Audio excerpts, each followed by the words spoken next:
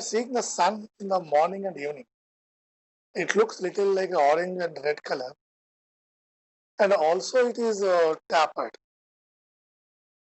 Why tapered means if you see a man standing in the swimming pool, his legs become shorter, not become, appears to be shorter.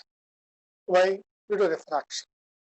In the same way, as due to the atmospheric refraction, the sun appears some tapered.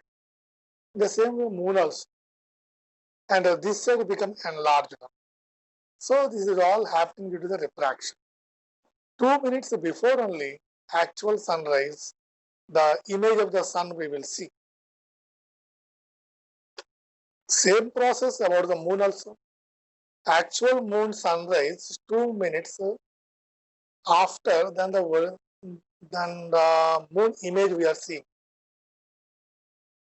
So this is all we see now in one small video.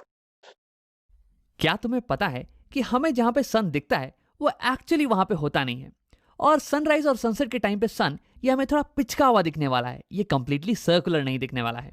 और सन हमें actual sunrise से 2 minute पहले ही दिख जाता है और actual sunset के 2 minute बाद भी दिखता रहता है। अब मुझे पता है कि तुम ये सोच रहे होगे कि एक्चुअल सनराइज और एक्चुअल सनसेट ये क्या चीजें होती हैं, तो इसके बारे में हम तुरंत बात करने वाले हैं।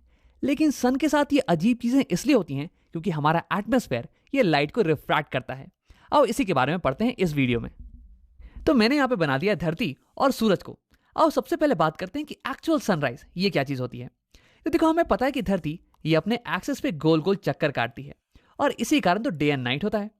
लेकिन असल में धरती बहुत ही बड़ी है और हम इसके साथ साथ गोल गोल चक्कर काट रहे हैं, तो हमें पता नहीं पड़ता है कि हम गोल घूम भी रहे हैं। हमें लगता है कि सूरज ये हमारा चक्कर काट रही है, कुछ ऐसे। इसलिए तो हम बोलते हैं कि सन राइजेस, सूरज उग रहा है, लेकिन असलियत में तो हम गोल गोल घूम रहे हैं। अब देखो, सवाल ये है कि हमें सूरज कब उगता हुआ दिखने वाला है, कब जस्ट राइज करता हुआ दिखने वाला है, जब सूरज यहां पे हो या फिर यहां पे या फिर यहां पे। तो देखो, अगर तुम अपनी सीधी लाइन में देखो तो जो भी चीजें इस सीधी लाइन पे होंगी या फिर इसके ऊपर होंगी हम उसे देख पाएंगे क्लियरली, क्योंकि उससे लाइट रेस हम तक पहुंच सकती हैं। लेकिन जो भी चीजें इस सीधी लाइन के, तुम्हारी सीधी लाइन के नीचे होंगी, हम उसे क्लियरली नहीं देख पाएंगे, क्योंकि उससे जो लाइट आएगी ना, उसे यह धरती ब्लॉक कर देने वाली है, वो हमारी आंखों तक पहुंच ही नहीं पाएगी। और देखो, इस सीधी लाइन को हम बुलाते हैं हॉराइजन, या फिर हिंदी में मैं कहूं तो इसे हम बोलते हैं क्षितिज। तो यानी कि जो भी चीजें हॉराइजन के ऊपर होंगी उसे हम देख पाएंगे, और जो भी चीजें हॉराइजन के नीचे होंगी हम उसे नहीं देख सकते हैं। तो मैं तुम्हें हॉराइजन को अच्छे समझाता हूं। तो जिस पॉइंट पे तुम खड़े हो ना धरती पे, अगर उसी पॉइंट पे मैं एक सीधी लाइन ड्रॉ कर दूं, सीधी लाइन से मेरा मतलब है कि एक टैंजेंट को ड्रॉ कर दूं धरती के इस पॉइंट पे, तो इसी को हम हॉराइजन बुला रहे हैं। तो हमारी सूरज ये क्योंकि हॉराइजन के नीचे है ना, तो इसलिए हम इसे नहीं देख पाएंगे। अगर मैं सूरज से एक लाइट रे को निकालूं तो ये तुम्हारी आंखों तक नहीं पहुंच सकती है, ये धरती की सरफेस ये से ब्लॉक कर लेने वाली है और ये तुम तक नहीं पहुंच पाएगी। अब देखो, इस केस में तुम्हें कुछ ऐसा दिखने वाला है। ये हो गई स्काई और ये हो गई हमारी लैंड, और यहाँ पे मैंने किसी भी सूरज को नहीं बना रखा है क्योंकि तुम सूरज को देख ही नहीं सकते हो। तो स्काई और धरती को सेपरेट करने वाली लाइन, इसी को हम बुला रहे हैं हॉराइजन। और हमारी सन ये अभी हॉराइजन के नीचे है, इसलिए हम इसे नहीं देख सकते हैं। लेकिन अगर अगले ही क्षण ये हमारी सन ये थोड़ा सा ऊपर आ जाए हॉराइजन के, यहाँ पे कहीं, तो देखो अब सन से निकलने वाली जो रेस है ना, ये हम तक पहुंच सकती है। ये देखो हमारी आंखों तक आ सकती है और हम इसे देख लेने वाले हैं। तो तुम्हारे इस सीन में कुछ ऐसा दिखने वाला है, सन जस्ट ऊपर आने वाला होगा, और इसी को हम बोलते हैं एक्चुअल सनराइज। तो यानी कि जब सन हॉराइजन के जस्ट ऊपर आ जाए तो होनी चाहिए एक्चुअल सनराइज। लेकिन देखो, अभी तक हमने एटमॉस्फेयर की बात नहीं की, धरती की एटमॉस्फेयर की, तो चलो इसे भी बना लेते हैं और सन को हॉराइजन के थोड़ा नीचे लेके आते हैं। तो आओ देखते हैं कि इस केस में क्या होने वाला है। वैसे तो सन हॉराइजन के नीचे है तो हमें ये दिखना नहीं चाहिए, लेकिन आओ कुछ रेस को बना के देखते हैं। तो ये मैंने बना दी सन से निकलने वाली कुछ 2 रेस। अब यहाँ पे अगर एटमॉस्फेयर नहीं होता तो ये रेस तो सीधी चली जाती और ये हमें नहीं दिखने वाली थी। लेकिन क्योंकि यहाँ पे ये एटमॉस्फेयर है ना, तो ये रेस ये अब एयर में एंटर करने वाली है वैक्यूम से, और वैक्यूम में लाइट फास्टेस्ट ट्रैवल करती है। तो जब एयर में एंटर करेगी तो ये स्लो डाउन हो जाने वाली है, और क्योंकि यहाँ पे स्पीड में चेंज आ गया है इसलिए लाइट ये थोड़ा रिफ्रैक्ट कर जाएगी, ये बेंड कर जाएगी, और क्योंकि ये जा रही है स्लोअर मीडियम में इसलिए ये लाइट बेंड करने वाली है टुवर्ड्स द नॉर्मल। अब उसे बना लेते हैं। अब देखो, इसके बारे में हमने डिटेल में बात किया था रिफ्रैक्शन के वीडियो में, तो अगर तुम्हें ये समझ में नहीं आ रहा ना तो एक बार तुम वो वीडियो को देख के आ जाओ। अब देखो, ये लाइट रेस ये बेंड कर रही है और ऐसे बेंड कर रही है ना कि अब ये हमारी आंखों में पड़ने वाली है, तो यानी कि हमें कुछ ना कुछ दिखने वाला है। तो देखो, हमारा ब्रेन इन दोनों लाइट रेस को पीछे की तरफ प्रोड्यूस करने वाला है, कुछ ऐसे। और जहां पे ब्रेन को इंटरसेक्शन होता हुआ दिखेगा ब्रेन को लगेगा कि यही है सोर्स ऑफ लाइट, तो यानी कि ब्रेन को यहाँ पे सन दिखने वाला है।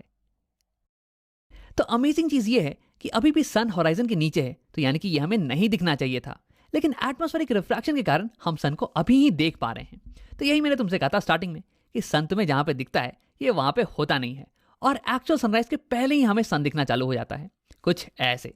तो फिर हमने कैलकुलेट किया कि कितना टाइम पहले हमें सन दिखना चालू हो जाता है, तो ये निकल के आया कुछ 2 मिनट, यानी कि सन को होराइजन क्रॉस करने में अभी 2 मिनट लगने वाले हैं, लेकिन अभी ही हमें सन दिखना चालू हो गया है, सनराइज पहले ही हो गया है। और यही चीज ट्रू है एक्चुअल सनसेट के लिए भी। देखो, एक्चुअल सनसेट तब होगा जब सन होराइजन को क्रॉस करके नीचे चला जाए, उसके बाद हमें इससे कोई भी लाइट रेस नहीं दिखनी चाहिए, लेकिन एटमॉस्फेरिक रिफ्रैक्शन के कारण हम इसे 2 मिनट बाद तक भी देख सकते हैं। तो यानी कि सन हमें एक्चुअल सनराइज के 2 मिनट पहले ही दिखने लगता है, और सन एक्चुअल सनसेट के 2 मिनट बाद तक भी हमें दिखता रहता है। तो अगर मैं शॉर्ट में बोलूं तो हमारी एटमॉस्फेयर ये लाइट रेस को बेंड कर देती है नीचे की तरफ, हमारी तरफ, और इसलिए हमें ऑब्जेक्ट्स ये थोड़ा ऊपर दिखने वाले हैं। और ये चीज ट्रू है किसी भी सेलेस्टियल बॉडी के लिए, चाहे वो सन हो, चाहे वो स्टार हो, या फिर मून हो, या फिर कोई और भी प्लैनेट, सारी बॉडीज ये थोड़ा शिफ्टेड दिखने वाले हैं। अब देखो, ये जो इफेक्ट है ना शिफ्टिंग का, ये मैक्सिमम होता है उन ऑब्जेक्ट्स के लिए जो कि होराइजन के पास में हो। देखो, जितना पास में होंगे ऑब्जेक्ट्स होराइजन के, उनसे निकलने वाली रेस ये उतना ही बड़ा एंगल बनाने वाली है नॉर्मल से, तो यानी कि ये रिफ्रैक्टेड रेस ये उतना बड़ा एंगल बनाने वाली है नॉर्मल से, और इसलिए इनकी जो शिफ्टिंग है ये मैक्सिमम दिखने वाली है। लेकिन अगर यही बॉडी ये सीधे हमारे ऊपर आ जाए, बिल्कुल यहाँ पे, तो इनसे निकलने वाली रेस ये बिल्कुल ही नॉर्मल होने वाली है एटमॉस्फेयर के, तो यानी कि इनकी बेंडिंग तो बिल्कुल भी नहीं होने वाली है। तो यानी कि ऐसी बॉडीज ये बिल्कुल भी शिफ्टेड नहीं दिखने वाली हैं। तो यानी कि हमारे एटमॉस्फेयर के कारण हमें स्काई में ऑब्जेक्ट्स ये कुछ ऊपर की तरफ शिफ्टेड नजर आते हैं, और ऑब्जेक्ट जितना ज्यादा नीचे होंगे स्काई में, ये उतना ही ज्यादा ऊपर की तरफ शिफ्टेड नजर आने वाले हैं। हाँ, ये तो जाहिर सी बात है कि अगर ऑब्जेक्ट कुछ ज्यादा ही नीचे आ गया तो उससे निकलने वाली रेस ये तो रिफ्रैक्शन के बाद भी हम तक नहीं पहुंच पाएंगी, तो हम तो उसे नहीं देख पाएंगे। लेकिन इन जनरल ऑब्जेक्ट जितना ज्यादा नीचे होगा ये उतना ही ज्यादा ऊपर की तरफ शिफ्टेड नजर आने वाला है। और अगर यही ऑब्जेक्ट ऊपर की तरफ चढ़ने लग जाए तो फिर इसकी शिफ्टिंग की जो इफेक्ट है ना, ये धीरे धीरे कम होती चली जाएगी। और अगर ये ऑब्जेक्ट बिल्कुल ही हमारे सर के ऊपर आ जाए तब तो इसकी शिफ्टिंग की इफेक्ट ये बिल्कुल ही जीरो हो जाने वाली है। अब यही कारण है कि क्यों पुराने जमाने के जो सेलर्स थे ना, वो उन स्टार्स का इस्तेमाल नहीं करते थे दिशा बताने के लिए जो कि होराइजन के पास में हो, क्योंकि ये स्टार्स तो बहुत ही ज्यादा शिफ्टेड है अपनी पोजीशन से, तो अगर वो इनको फॉलो करते तो वो तो आसानी से गुम हो जाते यार। अब देखो, एक आखिरी चीज, सनराइज और सनसेट के टाइम में सन ये हमें सर्कुलर नहीं दिखने वाला है, बल्कि ये थोड़ा सा चिपटा हुआ दिखने वाला है। देखो, कुछ ऐसे। तो ऐसा क्यों होता है? मैं चाहूंगा कि तुम वीडियो को एक बार पॉज करो और इसे खुद से पता लगाने की कोशिश करो। इसमें बिल्कुल ही यही वाला कॉन्सेप्ट इस्तेमाल हो रहा है। तो अब अगर तुमने ट्राई कर लिया है तो अब देखते हैं। देखो, हमें पता है कि सनराइज और सनसेट के समय भले ही सन हमें होराइजन के ऊपर दिखता हो, लेकिन असल में ये होता है होराइजन के नीचे, और ऐसा हो रहा है एटमॉस्फेरिक रिफ्रैक्शन के कारण। और देखो, हमने ये भी देखा कि जो पॉइंट जितना ज्यादा नीचे होगा होराइजन से, ये उतना ही ज्यादा ऊपर की तरफ शिफ्टेड दिखने वाला है।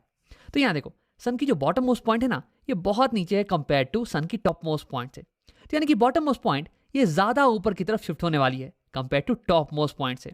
मतलब कि टॉप मोस्ट पॉइंट ये यहाँ से यहाँ कुछ 1 किलोमीटर की तरफ शिफ्ट हो गई, लेकिन जो बॉटम मोस्ट पॉइंट है ना, ये 1 किलोमीटर से ज्यादा शिफ्ट होने वाली है, और इसलिए हमें सन थोड़ा सा चिपटा दिखने वाला है, कुछ ऐसे।